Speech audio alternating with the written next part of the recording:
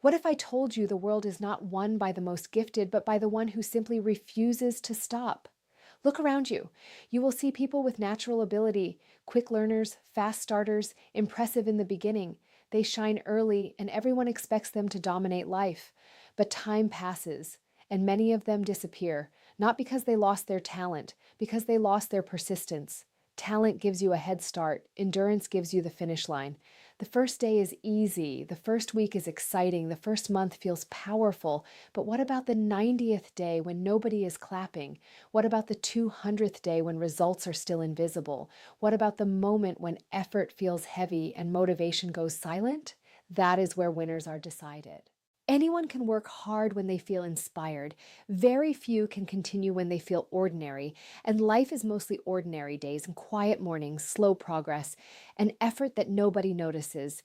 This is the battlefield where endurance becomes your greatest weapon. A talented person depends on mood.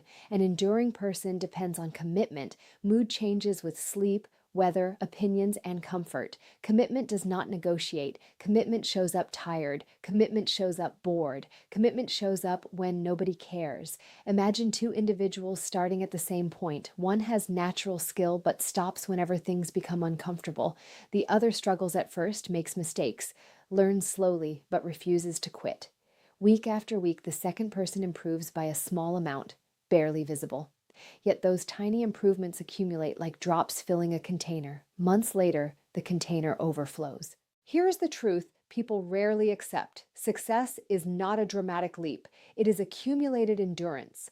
Muscles grow through repeated tension. Knowledge grows through repeated study. Confidence grows through repeated effort, not one time, hundreds of times. You do not become powerful by doing something intensely once. You become powerful by doing something consistently long after excitement fades. The moment boredom appears is the moment your real training begins, because boredom is the gatekeeper of mastery. Most people stop exactly at the point where progress is about to start. They say, "It's not working." In reality, they just didn't stay long enough. Endurance transforms weakness into strength. The brain adapts, the body adapts, and even fear adapts. What once felt impossible becomes routine. What once exhausted you becomes normal. Not because you suddenly became talented, but because repetition built capacity. Think about a river carving through rock. The water is soft, the rock is hard, yet over time the river wins, not by power, but by persistence. Every single day the water returns, touches the same surface, and continues its patient work. Eventually, mountains change shape. That same law governs your life. When you keep showing up, especially when you don't feel like it, you separate yourself from the crowd. Motivation is temporary, but endurance is dependable. The person who learns to continue during discomfort gains an advantage that no natural gift can compete with, because in the long run, the race does not belong to the fastest starter. It belongs to the last one still moving. Expand key point 2 and don't add any ending sentence and make it lengthy on 600 words without heading and conclusion, and add hooks. Have you ever wondered why some people change their lives while others stay stuck for years, even though both want success equally? The difference is not desire. The difference is repetition. Every day you perform small actions that feel harmless, almost invisible. You wake up a little late, scroll a little longer, delay a task a little more, eat without thinking, postpone effort, and promise yourself you'll start tomorrow. None of these moments feel powerful. None of them feel dangerous. Yet together, they quietly shape your future. Your life is not built in one big decision. It is built in thousands of tiny ones. A single day means very little, but a daily pattern means everything. Imagine a drop of water falling on the same spot. One drop changes nothing. 10 drops change nothing.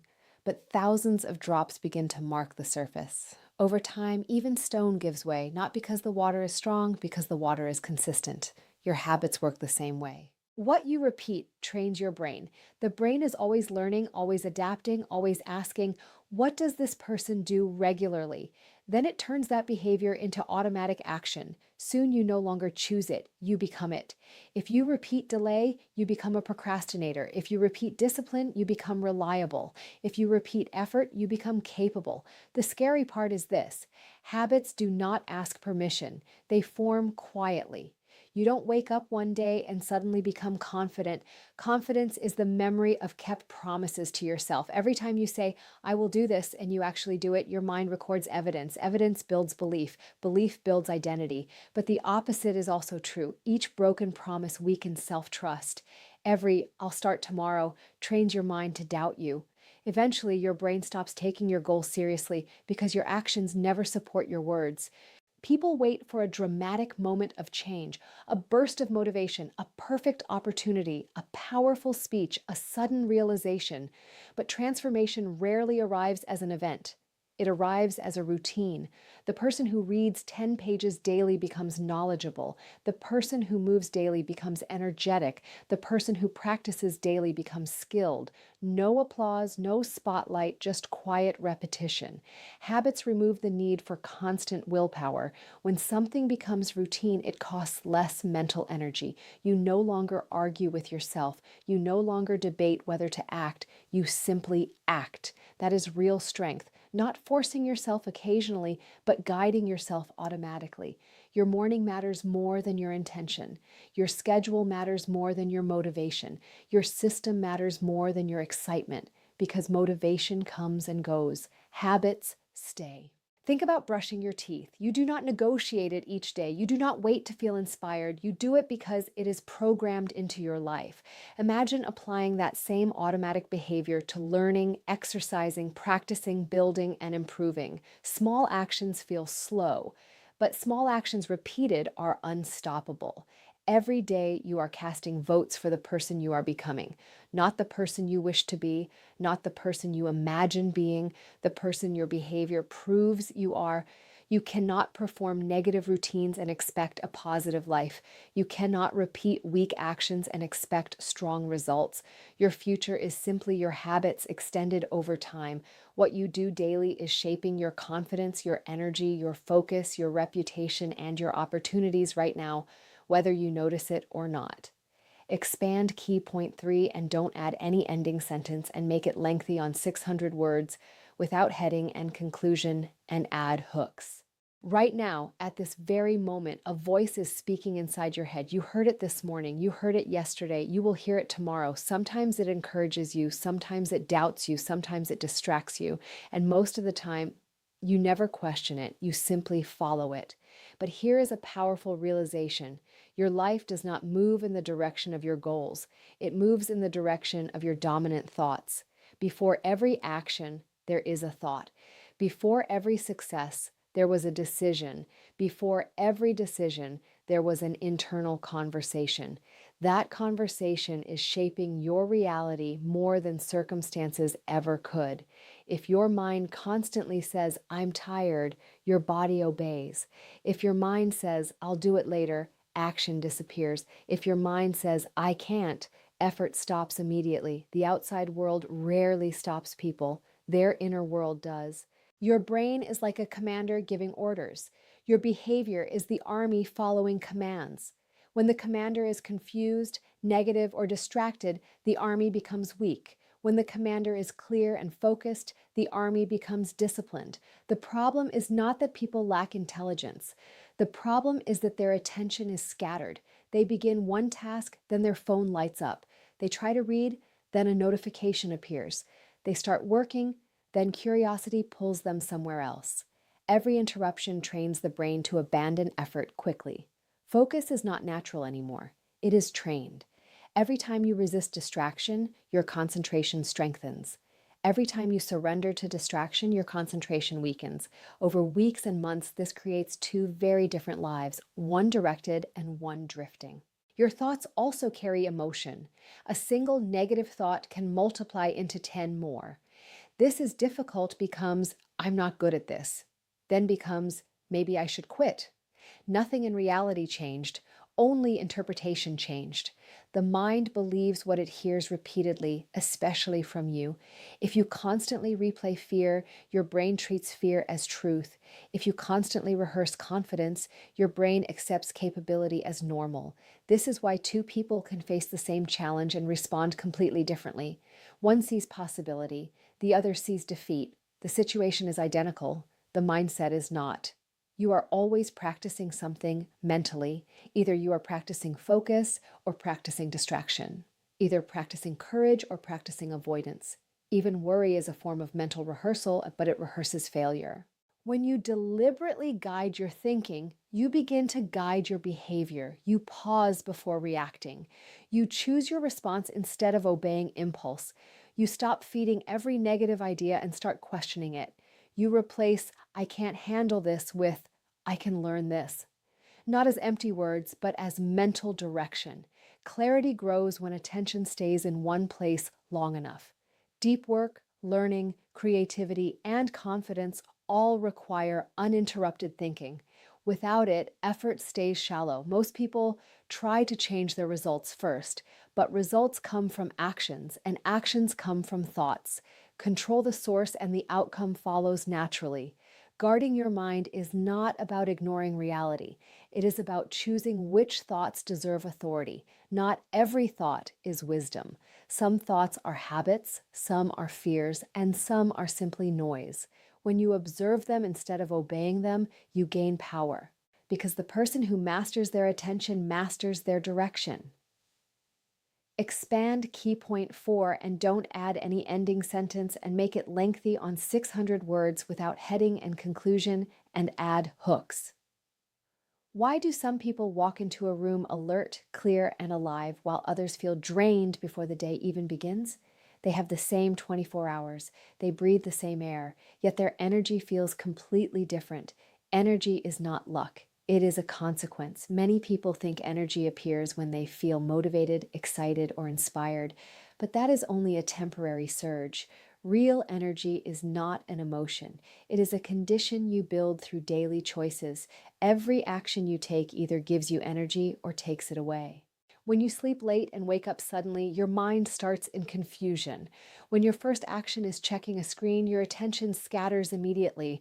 When your body stays still for hours, circulation slows. When you eat without awareness, your body spends effort just trying to recover. By midday, exhaustion arrives, and you blame work, stress, or responsibilities. But the truth is often simpler. The body is responding to how it is treated. Your body is not separate from your mind. It powers your thoughts, your patience, your concentration, and even your emotions. A tired body creates a tired mindset. A nourished body supports a clear mind. Movement is one of the fastest ways to generate energy, not because it rests you, but because it activates you. Blood flows, oxygen increases, and the brain receives signals to wake up. Even brief activity can change mental sharpness. The person who moves regularly often feels mentally stronger, not by accident, but by biology. Rest is equally important. Sleep is not wasted time. It is repair. During rest, the brain organizes information, the body restores balance, and the nervous system calms. Without it, concentration weakens and emotions become unstable. You may still be awake, but your performance becomes shallow.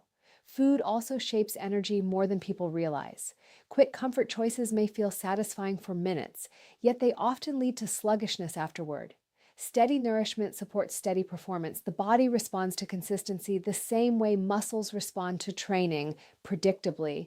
Another powerful factor is attention. Constant noise drains mental energy even without physical effort. Endless scrolling, jumping between tasks, and absorbing unnecessary information force the brain to switch focus repeatedly.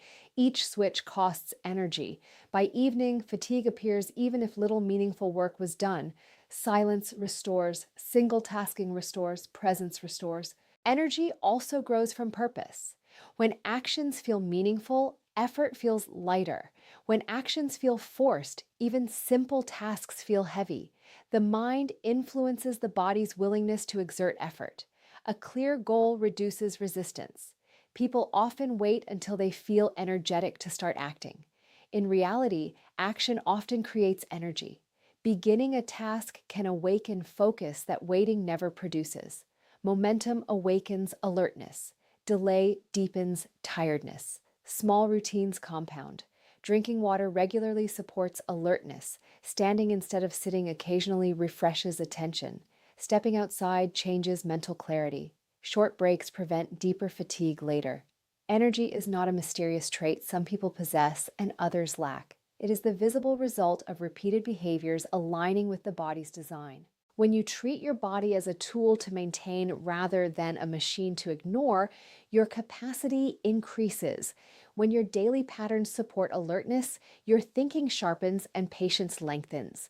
The day you stop searching for instant stimulation and start building sustainable vitality, your performance changes noticeably. Expand key point 5 and don't add any ending sentence and make it lengthy on 600 words without heading and conclusion, and add hooks. Why do some people walk with quiet certainty while others constantly doubt themselves? Why does one person step forward without hesitation, while another overthinks the smallest decision? Confidence is not noise. It is not arrogance. It is not pretending to be fearless. Real confidence is evidence stored in the mind and proof that you can rely on yourself, and that proof is built through consistency. Think about this. Every time you tell yourself you will do something, you create a silent contract. I will wake up early. I will finish this task. I will train today. I will study tonight. In that moment, your mind listens carefully. It waits to see whether your actions will support your words. If you follow through, even in a small way, you send a powerful message. My words matter. If you break the promise, you send another message. My words are optional. Now imagine this happening not once, but hundreds of times. Self-trust is formed in those invisible moments. It is not built when everyone is watching. It is built when you are alone, tired, tempted to stop, and you choose to continue anyway. Many people search for confidence by trying to feel different. They watch motivational videos, repeat positive phrases, or compare themselves to others. But confidence does not come from comparison or emotion. It comes from repetition of reliable behavior. You don't